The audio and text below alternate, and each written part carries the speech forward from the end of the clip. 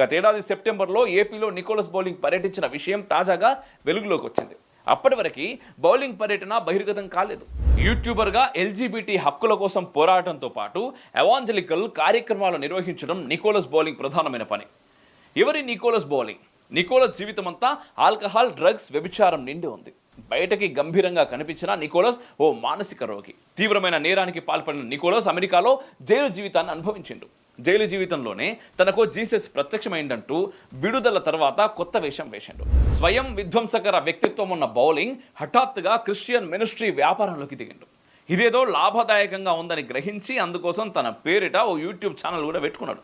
YouTube వేదికగా evangelical యాక్టివిటీని పెంచి Bharat, Africa ఖండాల్లోని దేశాలను చుట్టేస్తా ఉన్నాడు. ఇందులో భాగంగానే గతేడాది చివరిలో మన పొరుగు తెలుగు రాష్ట్రమైన ఆంధ్రప్రదేశ్లో పర్యటించిండు. ఓ పాస్టర్ కుటుంబం అండతో వారం 10 రోజుల పాటు ఏపీలోని గ్రామీణ ప్రాంతాల్లో